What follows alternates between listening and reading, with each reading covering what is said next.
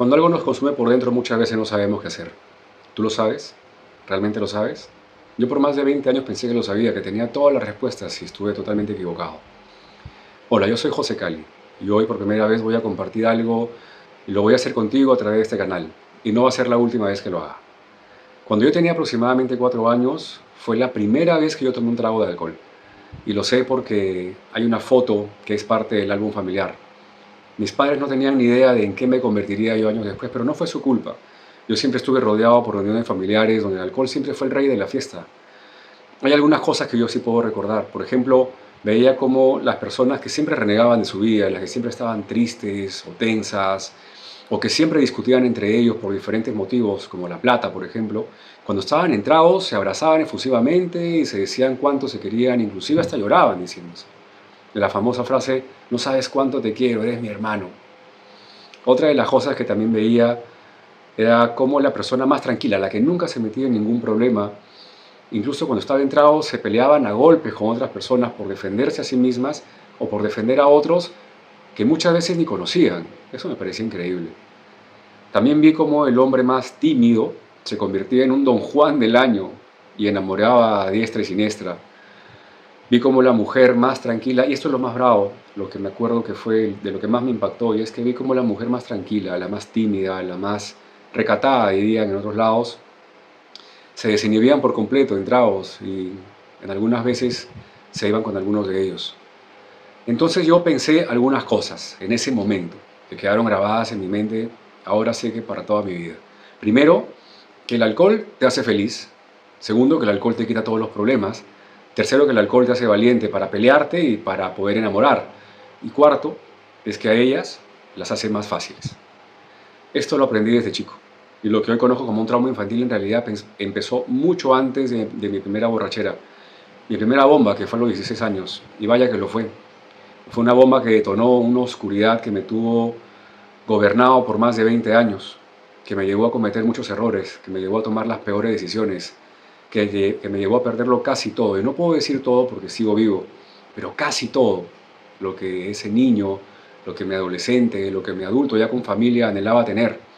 Debo decir y debo admitir que he mentido, he robado, he sido infiel, he sido manipulador, he sido victimista crónico. ¿Sabes de qué hablo? He sido agresivo con mi familia, con mis amigos. Eso ha pasado en todo este tiempo. Y hablando de violencia y de agresividad, te voy a contar un episodio de mi vida. Yo una vez estábamos en una fiesta con un grupo de amigos y acabando la fiesta golpeé salvajemente a un hermano mío. Yo estaba fuera de mí, totalmente. Pero recuerdo que mientras lo golpeaba, yo veía a otra persona en su cara.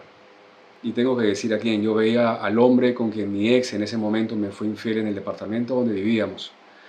Y toda esa rabia, toda esa ira, el resentimiento, toda la mierda que yo tenía adentro la saqué esa noche. Pero la saqué con la persona equivocada.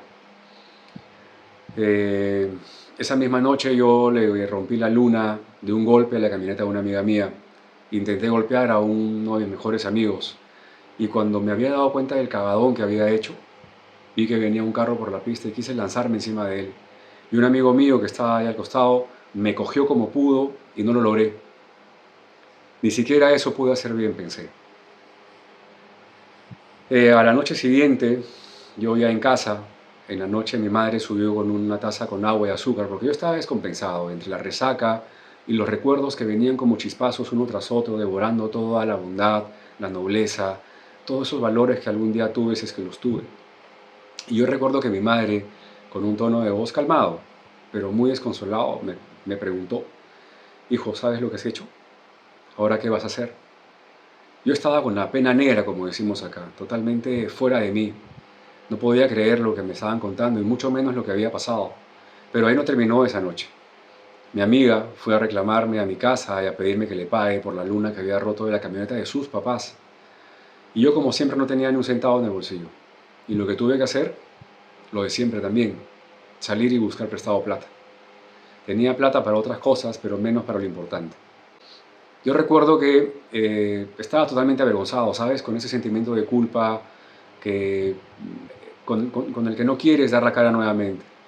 ese deseo de no querer dar la cara de nuevo, de querer volverte un sacerdote o un monje, irte lejos, simplemente no dar la cara, esconderte, que es lo que mejor sabemos hacer muchas veces, ¿no?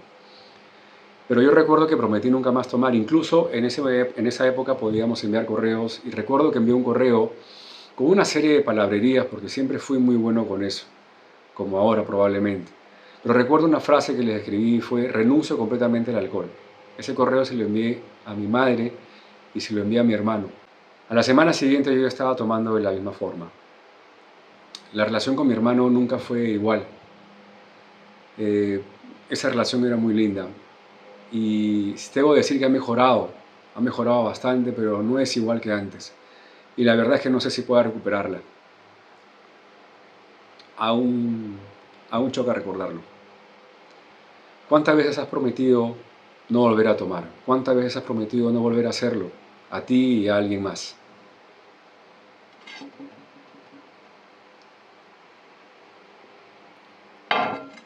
Situaciones así he tenido toda mi vida con familiares, amigos, incluso con un primo mío que es como mi hermano, y siempre alcoholizado, siempre fuera de mí, y siempre con los diablos azules, como decimos acá. Tardé más de 2 años desde que me hablaron de este camino hasta que pude por fin levantar la mano y pedir ayuda, pero no lo hice por falta de información, sino por mi ego. Ya hace algunos años inicié un proceso de recuperación que, sin darme cuenta, se convirtió en un proceso de transformación personal, pero de eso te voy a hablar luego en otros videos. Yo inicié este proceso de recuperación hacia una adicción por el alcohol que me estaba consumiendo lentamente. Y no solamente con el alcohol, sino también con otras adicciones que tenía. Y lo que me encontré en este camino no fue fácil, para nada. De hecho, al inicio fue muy difícil.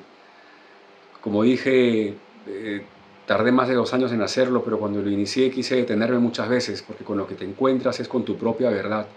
Sin máscaras, sin caretas, te encuentras a ti mismo, tal cual eres.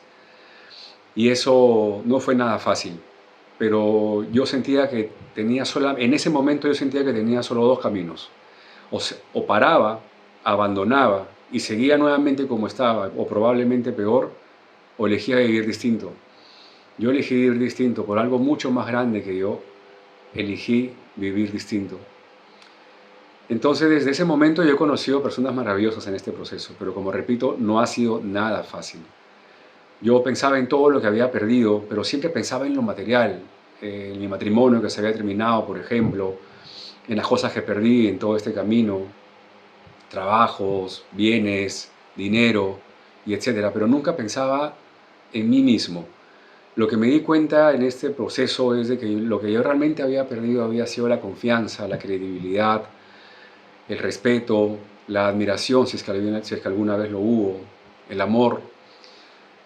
Pero siempre pensaba en mis seres queridos, en cómo ellos me miraban, mi ex esposa, mis hijos, ex compañeros de trabajo, familia, amigos, ex amigos, personas que ya no están en mi vida. Pero nunca pensaba en mí. Y lo que descubrí en este proceso es que todo eso que yo había perdido era conmigo mismo, era hacia mí. Y eso ha sido de las cosas más sanadoras que he podido encontrarme en este proceso. Como dije, yo no creía en mí, no confiaba en mí, no me respetaba, no sentía amor propio por mí, si es que alguna vez lo hubo, y seguro que sí cuando era niño, pero lo olvidé por completo. Lo que yo encontré en este proceso no fue lo que esperaba. Fue mucho peor, pero también fue mucho mejor. Lo que yo descubrí es que quien estaba realmente molesto conmigo mismo era mi niño interior, mi niño José, como yo le llamo.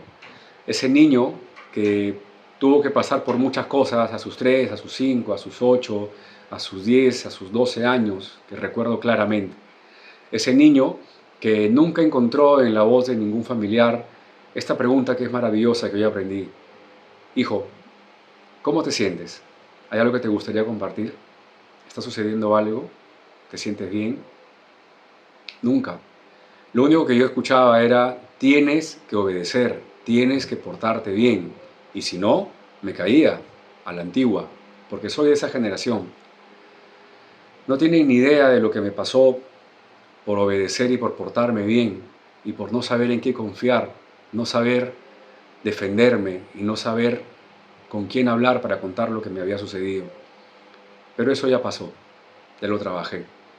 Sin embargo, ese niño que estaba traumatizado, que tenía heridas ya creadas, ese niño que yo mismo abandoné, ese niño del cual nunca me ocupé de mí, del cual nunca me ocupé, tuvo que tomar las decisiones de un hombre adulto que no tenía ni idea de cómo hacerlo. Tuvo que tomar las decisiones desde el lado herido, de sus traumas, sus heridas, desde todo lo que le había pasado, su mecanismo de defensa, desde su mecanismo de supervivencia, todo lo que ese niño tuvo que crear y desarrollar en su vida para poder buscar un lugar seguro pero lleno de oscuridad.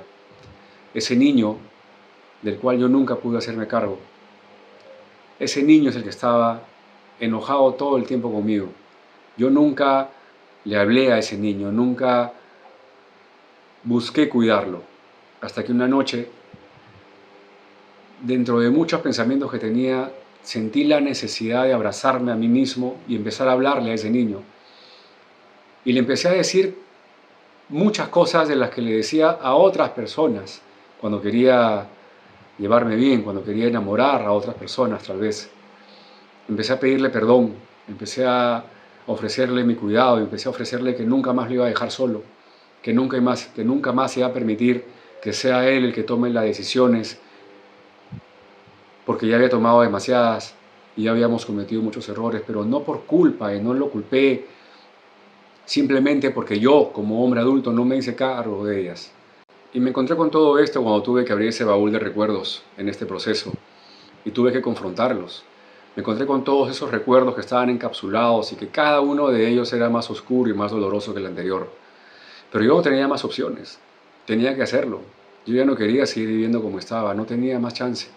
Porque si seguía viviendo como estaba, o terminaba en un hospital o en otro lado. Probablemente no estaría sentado en este momento compartiendo esta parte de mi historia contigo. Todo lo que me estaba encontrando tenía que encontrarlo y tenía que confrontarlo y tenía que trabajarlo principalmente. Mis heridas de la infancia, mi estructura familiar, el tipo de apego ansioso que yo había desarrollado con esos patrones de comportamiento que se repetían una y otra vez, esos patrones que me llevaban a autosabotearme y a cometer los mismos errores una y otra vez. Todo eso lo encontré en este proceso y todo eso tuve que trabajarlo y lo trabajé profunda y honestamente. Debo decir que la relación con mi familia ha mejorado sustancialmente, no lo puedo negar. Pero esto es algo que sigue, continúa a diario. No puedo dar nada por sentado. Cada día es una oportunidad para seguir trabajando. Y pasa algo maravilloso en mi vida, y es que ahora puedo mirar a las personas a los ojos, sin resentimientos. Y voy a compartirte algo. Mira, hace poco una persona que es muy importante en mi vida y a quien quiero mucho, me dijo: oye José, tú tienes los ojos marrones. Y yo le dije: no, mis ojos son negros.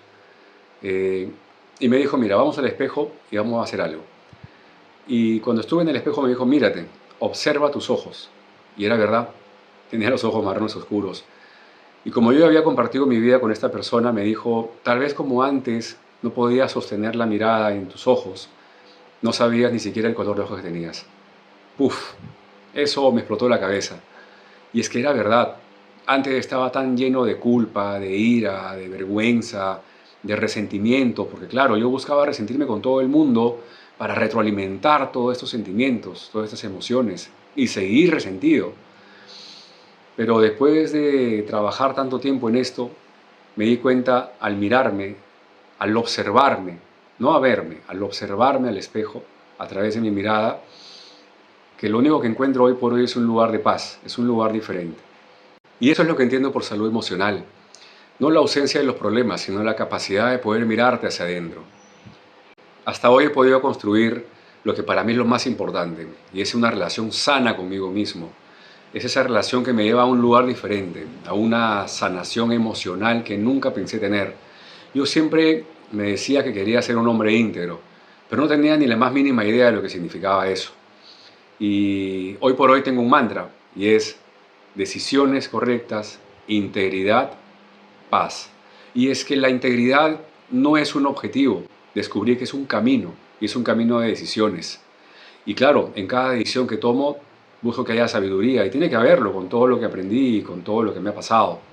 Pero aún así me equivoco, porque claro, soy un ser humano y soy un ser humano imperfecto. La diferencia está en que ahora tengo las herramientas para poder detectar cuando estoy a punto de equivocarme y evitarlo, o si aún así cometo algún error, poder identificarlo y poder remediarlo de inmediato. Ya no me autosaboteo con las mismas creencias culturales que me han gobernado por tantos años. Me conozco honesta y profundamente. He trabajado muchísimo y sigo trabajando mucho en mí. Entonces te pregunto de nuevo, si sientes que algo no está bien en ti, ¿sabes qué hacer? ¿Realmente lo sabes? Tengo un tiempo acompañando a otras personas en su propio proceso de recuperación, sin juzgar y sin criticar, porque yo ya estuve ahí, yo ya sé cómo se siente. Y lo que quiero compartir contigo ahora es que estoy llevando esto a otro nivel y estoy trabajando en el que seguro es el proyecto más grande y más apasionante de mi vida. Y lo voy a compartir contigo. Si sientes que algo no está bien en ti, si sientes que algo no está bien de repente en alguien que conoces, calma, hay una solución. Si gustas y si así lo decides, puedes suscribirte a este canal, puedes activar la campanita para que sepas cada vez que cuelgue un video nuevo. Voy a seguir hablando de este y de muchos temas más relacionados a las enfermedades emocionales, a las adicciones y a todas las consecuencias que esto trae. Cómo he podido salir de ahí, las herramientas que utilizo, las herramientas que uso en mí y otras personas para que puedan tener una forma diferente de vivir. Voy a compartirlo. Si me quieres escribir, escríbeme. Por supuesto que te voy a responder porque se trata de eso, nuevamente, de que sepamos que no estamos solos. Voy a compartir estas herramientas que me han permitido dejar la obsesión por el alcohol. Las herramientas que me permiten identificar cuando alguien pone el dedo en la herida y recordar de inmediato dónde y cómo y cuándo y con quién se generó esa herida para no resentirme.